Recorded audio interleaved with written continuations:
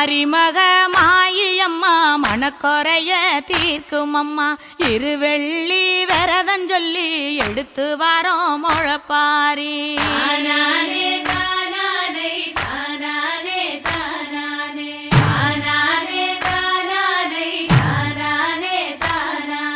காத்து மட்டும் வந்து போகும் கட்ட பொம்மை கோட்டை போல வெயில் பட ஓல பின்னி விதைச்சு வச்சோம் முழப்பாரி